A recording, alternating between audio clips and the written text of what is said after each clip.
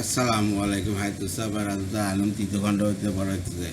আল্লাহর কসম, আমি না ইসলাম গ্রহণের পূর্বে জালিয়াতের যুগে ব্যবসা করিয়াছি, আর না ইসলাম গ্রহণের পর ব্যবসা করিয়াছি, আর না আমি তা কাউকে হত্যা করিয়াছি যার বদলায় আমাকে কতল করা যাইতে পারে, আর না ইসলাম গ্রহণের পর আমি মোরতাদ হইয়াছি। আমি তো এখনও মুসলমান আছি। আমি সাক্ষ্য দিয়েছি যে আল্লাহ ব্যতীত কোনো মাহবুদ নাই এবং হজরত মোহাম্মদ সাল্লাহ সাল্লাম আল্লাহর বান্দা ও তার রসূল বিদা। হজরত আবু মামা রাদিয়াল্লাহু বলেন, হজরত উসমান রাদিয়াল্লাহু যখন নিজের ঘরে অবরুদ্ধ ছিলেন, তখন আমিও তার সহিত ঘরের ভিতর ছিলাম। ঘরের মধ্যে এমন একটি স্থান ছিল যেখানে প্রবেশ করিলে সেখান হইতে আমরা বালাত নামক স্থানে অবস্থিত লোকদের সমস্ত কথাবার্তা শুনিতে পাইতাম। একদিন হজরত উসমান রাদিয়াল্লাহু কোনো প্রয়োজনে সেখানে গেলেন এবং সেখানে হইতে আসার পর তার চেহারা বিভিন্ন হয়ে দেখা গেল। তিনি বলিলেন, তারা যথাৎ বিদ্রোহীরা তো এখন আমাকে কতলের হুমকি দিয়াছেন।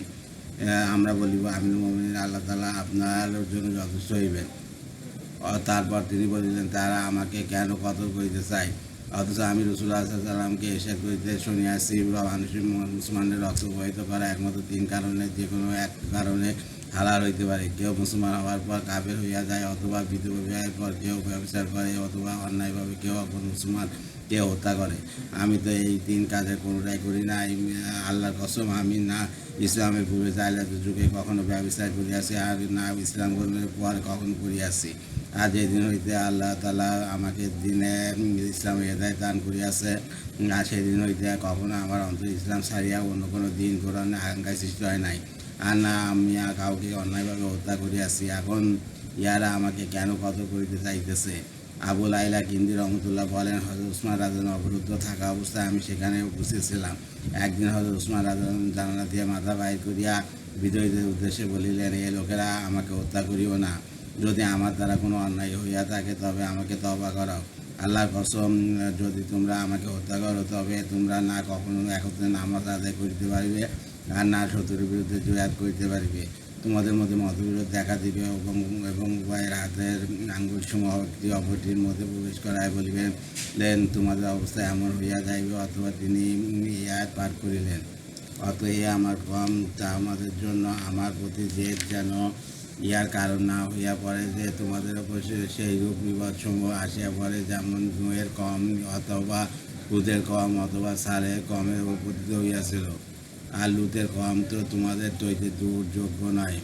হজরত উসমান রাদিয়াল্লাহু হজরত আব্দুল্লাহ ইবনে সালমান রাদিয়াল্লাহু নিকট লোক পাঠাইয়া জিজ্ঞাসা করিলেন, আপনার কী অভিমত? তিনি বলিলেন, আপনি নিজের হাতকে বিদ্রোহীদের হাতে হইতে বিরত রাখুন, ইহাতে কিয়ামতের দিনে আপনার দলিল বেশি মজবুত হইবে।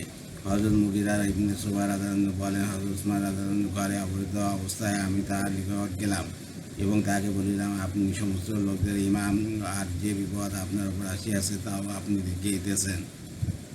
আমি আপনার নিকট তিনটি প্রস্তাব রাখিতেছি, উহা হইতে যে কোনো একটিকে গ্রহণ করুন। হয় আপনি ঘর হইতে বাইর হইয়া বিদ্রোহীদের সহিত যুদ্ধ করুন, কেননা আপনার সহিত মুসলমানদের বিরাট সংখ্যা ও শক্তি রইয়াছে। উপরন্তু আপনি হকের উপর রইয়াছেন এবং বিদ্রোহীদের বাতিলের উপর রইয়াছে। আর না হয় আপনি ঘর হইতে বাইরে হওয়ার জন্য সদর দরজা ছাড়িয়া যেখানে বিদ্যুতা রইয়াছে পিছনের দিকে একটি দরজা খুলিয়া লন এবং আপন সওয়ারিতে বসিয়া মক্কায় চলিয়া যান, কেননা বিদ্রোহীরা সেখানে আপনার রক্ত প্রবাহিত করা হালাল মনে করিবে না। নতুবা আপনি সিরিয়ায় চলিয়া যান, সেখানে সিরিয়াবাসী রইয়াছে, হজরত মুআবিয়া রাদিয়াল্লাহু আনহু রইয়াছে।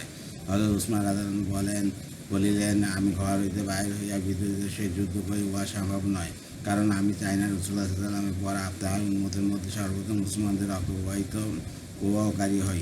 বাকি রইল মক্কায় চলিয়া যাওয়া, কারণ সেখানে তারা আমাকে খুন করা হালাল মনে করিবে না। ইহাও আমার দ্বারা সম্ভব নয়, কারণ আমি রাসূলুল্লাহ সাল্লাল্লাহু আলাইহি ওয়াসাল্লামকে ইরশাদ করিতে শুনিয়াছি, কুরাইশদের এক ব্যক্তির দ্বারা মক্কায় বেদিন দিনের কাজ চালু হইবে, তাহাকে সমগ্র দুনিয়ার অর্ধেক আযাব দেওয়া হইবে। আমি চাই না যে আমি সেই ব্যক্তি হই। তৃতীয় প্রস্তাব, যে আমি সিরিয়ায় চলিয়া যাই, সেখানে সিরিয়াবাসী রইয়াছে এবং হজরত মুআবিয়া রাদিয়াল্লাহু আনহু রইয়াছেন। এই ব্যাপারে আমার কথা হইল, আমি তো আমার হিজরতের স্থান রাসূলুল্লাহ সাল্লাল্লাহু আলাইহি ওয়াসাল্লামের নিকট অবস্থানকে ছাড়িতে পারিব না। বিধান হজরত আবু হুরায়রা রাদিয়াল্লাহু আনহু বলেন, হজরত উসমান রাদিয়াল্লাহু আনহু ঘরে অবরুদ্ধ ছিলেন।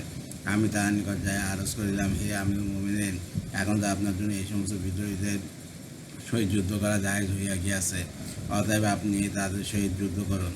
হযরত উসমান রাদিয়াল্লাহু আনহু বললেন, তুমি কি ইহাতে আনন্দিত হইবে যে সমস্ত লোকদের কতল করিয়া দাও এবং সাথে আমাকেও? আমি বলিলাম, না। তিনি বললেন, তুমি যদি একজন মানুষের কদর করো তবে যেন সমুদ্র লোকদের কদর করিলে, যেমন সূরা মায়েদার ৩৫ নম্বর আয়াতে বলা হইয়াছে। তার এই কথা শুনিয়া আমি ফিরে আসিলাম এবং যুদ্ধের ইচ্ছা পরিত্যাগ করিলাম। হযরত আব্দুল্লাহ ইবনে জুবাইর রাদিয়াল্লাহু আনহু বলেন, আমি হযরত উসমান রাদিয়াল্লাহু আনহু খেদমতে আরজ করিলাম, ইয়া আমিরুল মুমিনিন, আপনার সহিত এই ঘরে এমন এক জামাত রইয়াছে যারা গুণগত দিক দিয়া আল্লাহ তাআলার সাহায্যের অধিক যোগ্য। তাদের অপেক্ষা কম সংখ্যকের ওপরও আল্লাহ তাআলার সাহায্য অবতীর্ণ হইয়া থাকে। আপনি আমাকে তাদের সহিত যুদ্ধ করিবার অনুমতি প্রদান করুন। হযরত উসমান রাদিয়াল্লাহু আনহু বলিলেন, আমি আল্লাহর দোহাই দিয়া বলিতেছি, কেউ যেন আমার জন্য না নিজের রক্ত বহায় আর না হয় অন্য কারোর। ইবনে সাদ রহমতুল্লাহ হইতে বর্ণিত অপর এক রিওয়ায়াতে আছে, হযরত আব্দুল্লাহ ইবনে জুবাইর রাদিয়াল্লাহু আনহু বলেন, হযরত উসমান রাদিয়াল্লাহু আনহু যখন নিজের ঘরে অবরুদ্ধ ছিলেন তখন আমি তাকে বললাম, আপনি এই সকল বিদ্রোহীদের বিরুদ্ধে যুদ্ধ করুন। আল্লাহর কসম, আল্লাহ তাআলা আপনার জন্য তাদের বিরুদ্ধে যুদ্ধ করা হালাল করিয়া দিয়েছেন।